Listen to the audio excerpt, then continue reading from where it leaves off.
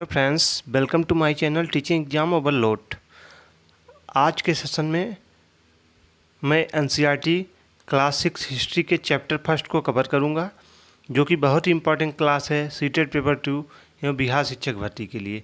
तो जो भी छात्र सीटेट पेपर 2 एवं बिहार शिक्षक भर्ती की तैयारी कर रहे हैं, यहीं से प्रश्न पूछे जाते हैं। हिस्ट्री एनसीईआरटी 6 to 10 से ही बिहार शिक्षक भर्ती में प्रश्न पूछे जाते हैं और सीटेट पेपर 2 में एनसीईआरटी 6 to 8 से पूछे जाते हैं। तो आज के सेशन को स्टार्ट करने के पहले हमारे चैनल को लाइक एवं सब्सक्राइब कीजिए। चलिए आज का सेशन स्टार्ट करते हैं। हिस्ट्री क्लास 6 का पहला चैप्टर है क्या, कब, कहाँ और कैसे। तो इसका जो मेन पॉइंट है वही हमें हाईलाइट किया है, वही हमें पढ़ना है। चलिए देखते हैं क्या, कब, कहाँ और कैसे हुआ। तो पहला हाईलाइटेड पॉइंट है नर्मदा नदी का पता लगाओ। कई लाख वर्ष पहले से लोग इस नदी के तट पर रह रहे हैं।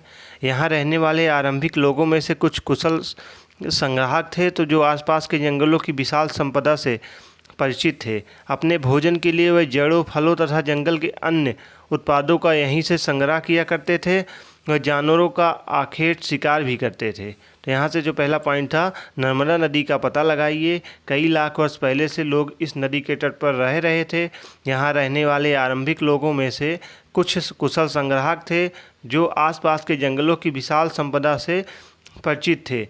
अपने भोजन के लिए वह जड़ों, फलों तथा जंगल के अन्य उत्पादों का यहीं से संग्रह किया करते थे। वह जानवरों का आखेट शिकार भी करते थे।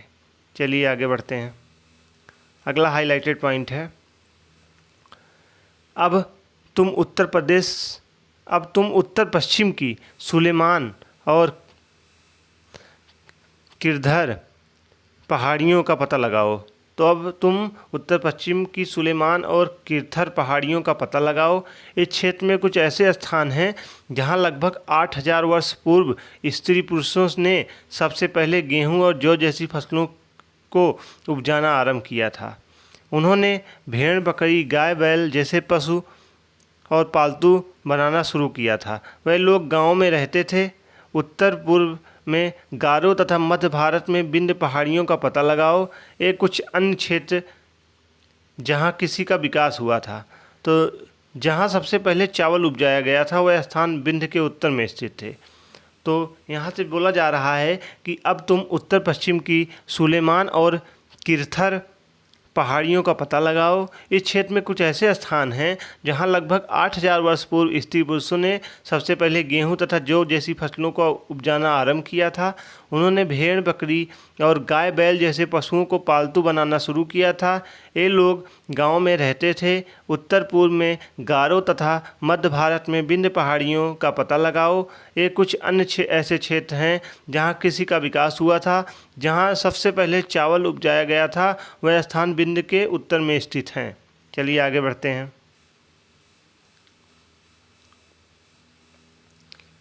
अगला पॉइंट है सहायक नदियाँ।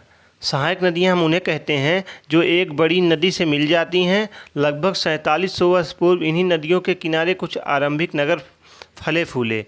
गंगा व इसकी सहायक नदियों के किनारे तथा समुद्र तटवर्ती इलाकों में नगरों का विकास लगभग 2500 वर्ष पूर्व हुआ है। तो जो सहायक नदियाँ हम उन्हें कहते हैं जो एक बड़ी नदी में मिल जाती हैं। लगभग 4700 वर्ष पूर्व इन्हीं नदियों के किनारे कुछ आरंभिक नगर फले फूले थे। गंगा व इसकी सहायक नदियों के किनारे तथा समुद्र तटवर्ती इलाकों के नगरों का निकाय लगभग 2500 वर्ष पूर्व हुआ। गंगा के दक्षिण में इन नदियों के आसपास का क्षेत्र प्राचीन काल से मगध, वर्तमान बिहार में नाम से जाना जाता है। इसके शासक बहुत शक्तिशाली थे और उन्होंने एक विशाल राज्य स्थापित किया था। देश के अन्य हिस्सों में भी ऐसे राज्यों की स्थापना की गई थी।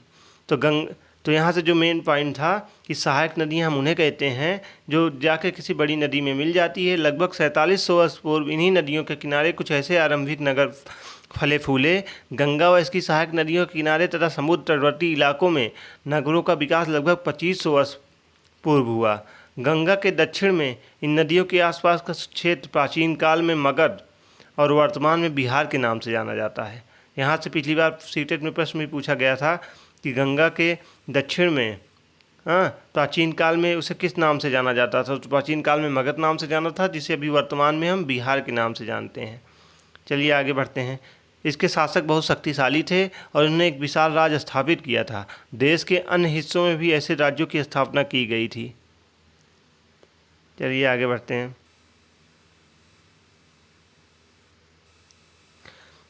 यहाँ से एक पॉइंट और निकल के आता है।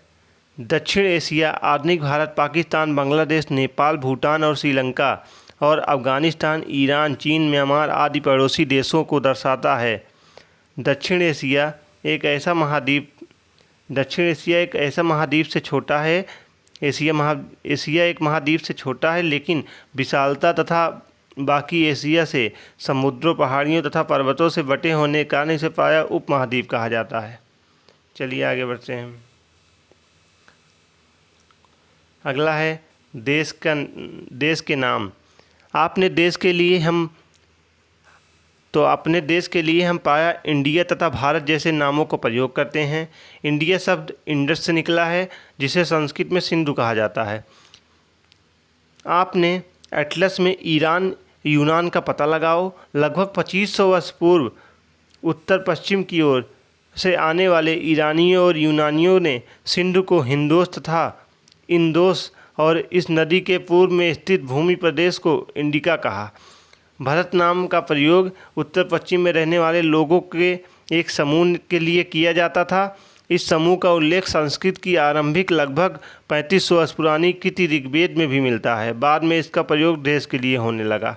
तो आपने देश के लिए तो प्रायः इंडिका तथा भारत जैसे नामों का प्रयोग करते हैं। इंडिया शब्द इंडस से निकला है, जिसे संस्कृत में सिंधु कहा जाता है। हमने एटलस में ईरान और यूनान का पता लगाया और लगभग 2500 वर्ष पूर्व उत्तर पश्चिम की ओर से आने वाले ईरानियों तथा यूनानियों ने सिंधु को हिंदोस तथा अथवा इंडोस और इस नदी के पूर्व में स्थित भूमि प्रदेश को इंडिका कहा।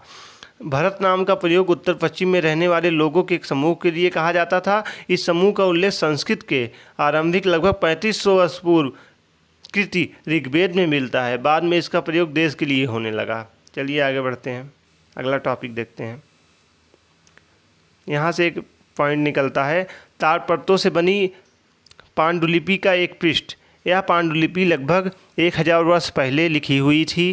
किताब बनाने के लिए ताड़ के पत्तों को काटकर उनके अलग अलग हिस्सों को एक साथ बांध दिया जाता था और भुज पेड़ की छाल से बनी ऐसी ही एक पांडुलिपि को तुम यहाँ देख सकते हो।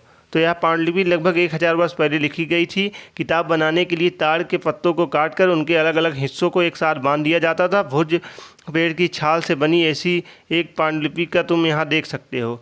चलिए नेक्स्ट टॉपिक देखते हैं। अतीत की जानकारी हम कई तरह से प्राप्त कर सकते हैं। इनमें से एक तरीका है अतीत में लिखी हुई पुस्तकों को ढूंढना और पढ़ना। ये पुस्तकें हाथ में लिखी होने के कारण पांडुलिपि कही जाती हैं। अंग्रेजी में पांडुलिपि के लिए प्रयुक्त होने वाला मैन्युस्क्रिप्ट शब्द लैटिन शब्द मेनू, जिसका अर्थ हाथ से निकला है। ये पांडुलिपियाँ प्रायः ताड़पत्रों अथवा हिमालय क्षेत्र में उगने वाले भुज नामक पेड़ की छाल के विशेष तरीके से तैयार भोजपत्र पर लिखी मिलती है। तो अतीत की जानकारी हम कई तरह से प्राप्त कर सकते हैं। इनमें से एक तरीका है अतीत में लिखी गई पुस्तकों को ढूंढना और पढ़ना। ये पुस्तकें हाथ से लिखी होने के कारण पांडुलिपि कही जाती थी। पिछली बार सीटेट में प्रश्न भी बना था, पांडुलिपि किसे कहते हैं। तो अंग्रेजी में पांडुलिपि के लिए प्रयुक्त होने वाला मैन्युस्क्रिप्ट शब्द लैटिन शब्द मेनू, जिसका अर्थ है हाथ से निकला। ये पांडुलिपियाँ प्रायः ताड़पत्रों तथा हिमालय क्षेत्र में उगने वाले भुज नामक पेड़ की छाल से विशेष तरीकों से तैयार भोजपत्र पर लिखी मिलती थी। चलिए नेक्स्ट टॉपिक देखते हैं। जैसा कि फिगर में दिखाया गया है, यह एक भुज के छाल पे लिखा हुआ है पांडुलिपि। चलिए आगे बढ़ते हैं। अगला पॉइंट है, अगर कोई तुमसे तिथि के विषय में पूछे तो तुम शायद उस दिन की तारीख, माह, वर्ष जैसे कि 2000 या इसी तरह का कोई और वर्ष बताओगे। वर्ष की यह गणना ईसाई धर्म प्रवर्तक ईसा मसीह के जन्म की तिथि से की जाती है। अतः 2000 वर्ष कहने का तात्पर्य ईसा मसीह के जन्म के 2000 वर्ष के बाद से है। ईसा मसीह के जन्म से पूर्व की सभी तिथियाँ ईसा पूर्व या ईसा से पहले के रूप में जानी जाती थी। इस पुस्तक से हम 2000 को अपना आरंभिक बिंदु मानते हुए वर्तमान में पूर्व की तिथियों का उल्लेख करेंगे। तो अगर कोई तुमसे तिथि के विषय में पूछेगा तो तुम शायद ही उन दिन की तारीख, माह, वर्ष, जैसे कि 2000 इस तरह का कोई वर्ष बताओगे। वर्ष की यह गणना ईसाई धर्म प्रवर्तक ईसा मसीह के जन्म की तिथि से की जाती है। अर्थात 2000 वर्ष कहने का तात्पर्य है कि ईसा मसीह के जन्म के 2000 वर्ष के बाद से है। ईसा मसीह के जन्म से पूर्व की सभी तिथियां ईसा पूर्व या ईसा से पहले के रूप में जानी जाती थी। इस पुस्तक में हम 2000 को अपना आरंभिक बिंदु मानते हुए वर्तमान में पूर्व की तिथियों का उल्लेख करेंगे। चलिए नेक्स्ट टॉपिक देखते हैं, इतिहास और तिथियां। तो अंग्रेजी में बीसी, हिंदी में ईसा पूर्व का तात्पर्य बिफोर क्राइस्ट या ईसा पूर्व होता है। तो अंग्रेजी में बीसी, हिंदी में ईसा पूर्व का तात्पर्य बिफोर क्राइस्ट या ईसा पूर्व होता है। कभी कभी तुम तिथियों से पहले एडी, हिंदी में ई लिखा पाती हो। यह एनो डामनी नामक दो लैटिन शब्दों से बना है। इसका तात्पर्य है ईसा मसीह के जन्म के वर्ष से। कभी कभी एडी की जगह सीई या बीसी की जगह बीसीई का प्रयोग होता है। सीई अक्षरों का प्रयोग कॉमन एरा तथा बीसीई का बिफोर कॉमन एरा के लिए होता था। हम इन शब्दों का प्रयोग इसलिए करते हैं क्योंकि विश्व के अधिकांश देशों में अब इस कैलेंडर का प्रयोग सामान्य हो गया है। भारत में तिथियों के इस रूप का प्रयोग लगभग 200 वर्ष पूर्व आरंभ हुआ था। कभी कभी अंग्रेजी के बीपी अक्षरों का प्रयोग होता है जिसका तात्पर्य है बिफोर प्रेजेंट, वर्तमान से पहले है। तो अंग्रेजी में बीसी, हिंदी में ईसा पूर्व का तात्पर्य बिफोर क्राइस्ट या ईसा पूर्व होता है। कभी कभी तुम तिथियों से पहले एडी, हिंदी में ई लिखी पाती हो। तो यह एनो डामनी नामक दो लैटिन शब्दों से बना है। इसका तात्पर्य ईसा मसीह के जन्म के वर्ष से है। कभी कभी एडी की जगह सीई तथा बीसी की जगह बीसीई का प्रयोग होता है। तो सीई अक्षर को प्रयोग कॉमन एरा तथा बीसीई का प्रयोग बिफोर कॉमन एरा के लिए होता है। हम इन शब्दों का प्रयोग इसलिए करते हैं क्योंकि विश्व के अधिकांश देशों में अब इस कैलेंडर का प्रयोग सामान्य हो गया है। भारत में तिथियों के इस रूप का प्रयोग लगभग 200 वर्ष पूर्व आरंभ हुआ था। कभी कभी अंग्रेजी के बीपी अक्षरों का प्रयोग होता है। इसका तात्पर्य है बिफोर प्रेजेंट, वर्तमान से पहले। चलिए नेक्स्ट टॉपिक अगला है, मिस्र के उत्तरी तट पर रोसेटा नाम का एक कस्बा है। यहाँ के एक उत्कीर्णी पत्थर मिला जिस पर एक ही लेख तीन भिन्न भिन्न भाषाओं में लिपियाँ, यूनानी तथा मिस्री लिपि के दो प्रकारों में से कुछ विद्वान यूनानी भाषा पढ़ सकते थे। उन्होंने बताया कि यहाँ राजाओं तथा रानियों के नाम से एक छोटे से फ्रेम में दिखाए गए हैं। इसे कारतूस कहा जाता है। इसके बाद विद्वानों ने यूनानी तथा मिस्री संकेतों को अगल बगल रखे हुए मिस्र अक्षरों को समानार्थक ध्वनियों की पहचान की। जैसा कि तुम देख सकते हो, यहाँ एल अक्षर के लिए शेर तथा ए अक्षर के लिए चिड़िया के चित्र बने हैं। एक बार जब उन्होंने यह जान लिया कि विभिन्न अक्षर किनके लिए प्रयुक्त हुए हैं तो वे आसानी से अन्य अभिलेखों को भी पढ़ा सके। तो इसका तात्पर्य था कि मिस्र के उत्तरी तट पर रोसेटा नाम का एक कस्बा है। यहाँ से एक ऐसा उत्कीर्णित पत्थर मिला जिस पर एक ही लेख तीन भिन्न भिन्न भाषाओं में तथा लिपियाँ यूनानी तथा मिस्री लिपि के दो प्रकारों में थे। कुछ विद्वान यूनानी भाषा पढ़ सकते थे। उन्होंने बताया कि यहाँ राजाओं तथा रानियों के नाम से एक छोटे से फ्रेम में दिखाए गए हैं।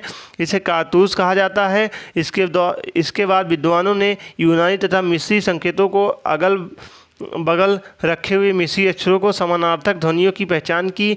जैसा कि तुम देख सकते हो, यहाँ एल अक्षर के लिए शेर तथा ए अक्षर के लिए चिड़िया के चित्र बने हैं। एक बार जब उन्होंने यह जान लिया तो विभिन्न अक्षर किनके लिए प्रयुक्त हुए हैं तो वे आसानी से अन्य अभिलेखों को भी पढ़ा सके। चलिए आगे बढ़ते हैं। कुछ महत्वपूर्ण तिथियों के बारे में देखते हैं। किसी का आरंभ 8000 वर्ष पूर्व है। सिंधु सभ्यता के प्रथम नगर 4700 वर्ष पूर्व थे। गंगा घाट के नगर मगध का बड़ा राज्य 2500 वर्ष पूर्व था। वर्तमान लगभग 2000 वर्ष पूर्व था।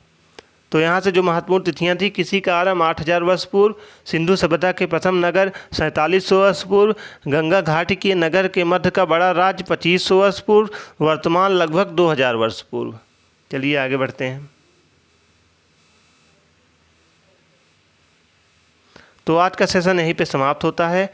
आज के सेशन के अंतर्गत मैंने एनसीईआरटी क्लास 6 हिस्ट्री के पहले चैप्टर को कवर किया, जिसका नाम था क्या, कब, कहाँ और कैसे।